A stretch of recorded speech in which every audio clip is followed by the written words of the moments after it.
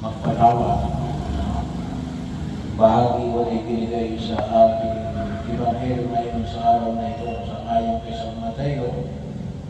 Bahagi ko na kung saan ay pinamamanig sa atin natin magpatawad, na bahagi ko na idinadasal natin sa ating Ama namin bilang pagpapatawad namin sa nagkasala sa amin. Kasi bahagi ko rin natin na mahabagin ng Diyos, pero kinakailangan tayo ay kinakailangan din magpatawad. Bakit? Kasi hindi namin lubos na maunawaan kung bakit tayo ay pinatatawad ng Diyos sa ating mga kasalanan. Hindi namin maintindihan kung bakit namin tinanggap yung pagpapatawad ng Diyos. Hindi sapagkat ito ay bahagi lamang ng katarungan. Ngunit, sabi nga ho natin, kung naiintindihan natin yung usapin ng purgatorio, kasi iniisip natin na kapag pinatawad natin itong taong ito, hindi na magdurusa ito, hindi niya may bibigay yung hinihingi ng katarungan. Ay diyan po tayo nagkakamali. Patawarin mo man yan o hindi, ibibigay niya ang hinihingi ng katarungan. Pero isa akong bahagi na ibinigay ng Diyos na sabi na natin sa pasal natin sa anak, ito lamang ang mayroong kondisyon. Na kahit pagkawagin ng Diyos kung tayo ay nagpapatawad. Bahagi ito na kung saan ay nagpapalalim ng ating pagkilala kung bakit tayo ay magpapatawad. Pagkakataon na kung saan ay sabi na natin, dapat maging maliwanag sa atin yung kaisipan ng katarungan. Yung katarungan natin na yan ay ibibigay at ibibigay niya. O kung tawagin natin hindi niya pa naiintindihan, ay sisingilin sa Kanya ng Diyos. Kaya isa o sa dapat din natin bigyan ng higit na pagkapahalaga yung turo ng purgatorio. Yung turo ng purgatorio ay to exact justice. Bahagi ho yan eh. Kaya kung naiintindihan natin yung turo ng purgatorio, hindi tayo mag-iisip na kapag pinatawad ko yan, hindi na magbabayad yan ang kanyang ginawang pagkukulang. Hindi. Patawarin mo man yan o hindi, ay yan ay mananagot sa kasalanan na kanyang ibinahagi sa daigdig na ito. Bakit? Sapagkat ang langit ay hindi unfair. Bahagi o yun. Hindi lamang sapagkat nananalig ka sa Diyos, hindi naulugan na rin, hindi na ilalapat yung katarungan. Nananalig ka man sa Diyos o hindi, may katarungan. Katarungan yun eh. Pero ang awa ng Diyos, higit doon. Bakit nais ng Diyos na tayo ay magpatawad? At bakit niya ginawa ito i-precondition sa kanyang pagpapatawad? Sabagat bahagi o, sabi nga natin, isa na riyan para maintindihan natin yung pagpapatawad ng Diyos na alin. Yung pagpapatawad ay alin, ay higit sa lahat para sa atin. Hindi doon sa taong pinapatawad natin. No?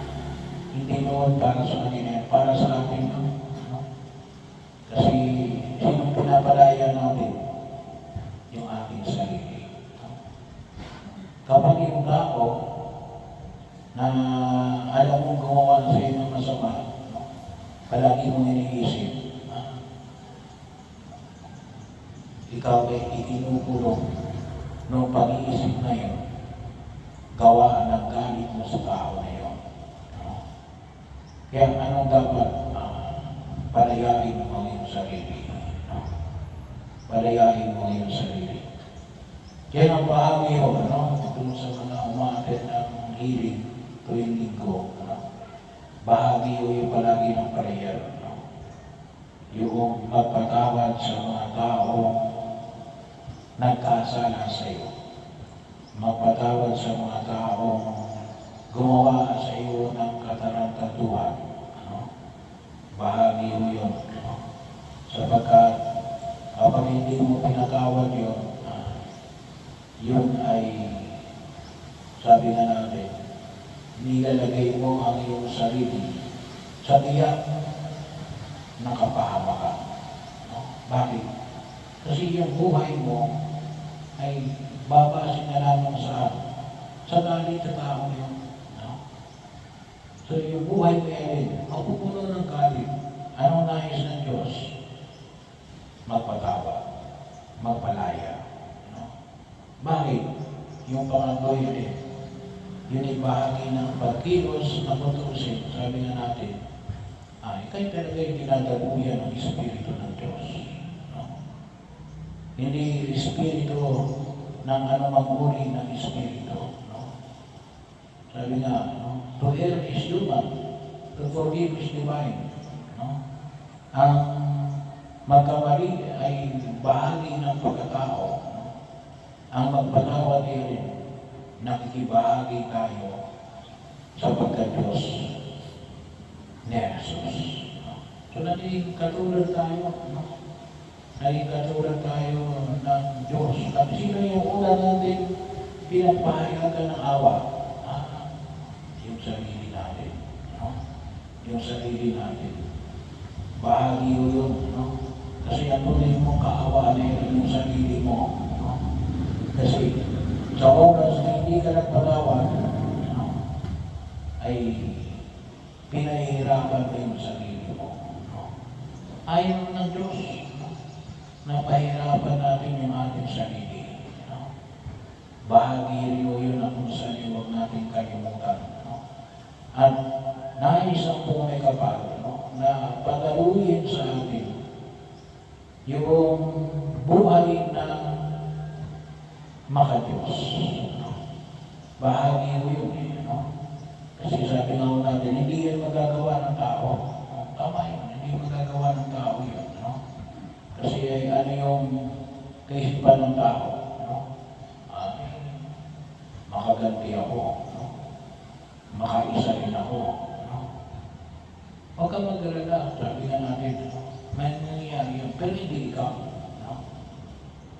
Yung katarungan ng Diyos ang mamamahala niya.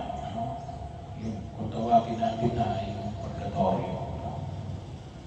So bahagi rin ng pagkilos na kung saan ay makita ko natin. Yung pagpapatawad kasi yun ay tawag natin dito, inaalis natin yung bigat na kaakibat ng tayo na ginawa ng masama. Tayo pa ang masama ang loob. Yung taong gumawa ng masama, baliwala sa kanya kasi kumisan akala niya okay lang. Walang guilt yung kumisan sa mga taong gumagawa ng masama. Kumisan pa nga akala nila sila yung gumagawa ng mabuti. So bahagi ho yung awa, yun ay pagpapahayag ng ng awa ng Diyos. Pero higit sa lahat na yun ay pagpapahayag ng awa ng Diyos sa atin na handang magpatawad. At doon, maintindihan din natin yung kung bakit naawa ang Diyos sa atin. Kasi bahagi yun ng pagkilos, no? Kasi yun ang Diyos natin, ang Diyos ng pag-ibig, no? Ang Diyos ng awa, no? Hindi ang Diyos na palaging galit, no? Sabagat kung mapapansin natin, no? Yung ginagawa ng tao, lahat yan, kung tusin, kalimitan niya niya, paglabag sa utos ng Diyos, no? Eh, biro niya kung sa dami ng ginagawa natin kalokohan, eh di, no? Sigurado natin, makikita natin yung alin, yung Diyos na nakagaling. No? Pero hindi yun ang kanyang imahe na nais na ipakita sa atin. Ano? Yung imahe na nais na ipakita sa atin niya alin, ang Diyos, no? Nakapako sa cross, nagpapahayang habag para alin, para lubos natin pakinabangan yung kaligayahan. Kaya nga, puro yung sino, no? Pinakailangan natin sanayin yung ating sarili. No? Kasi, no? Hindi yan ang nakasanayan natin eh, ang magpatawad. Hindi, no? Kaya maganda ho yung ginagawa natin. Well, particular sa akin, ano? Kaya sabi ko, yung bahagi na yun ng panalangin natin, yung prayer of deliverance, no? Kasi, ano yun, pagkalaya, ano? Panalangin ng pagkalaya. Ano? Kung tunay mo gusto na maging malaya, ano? Panyaya ng pumikapal, ano?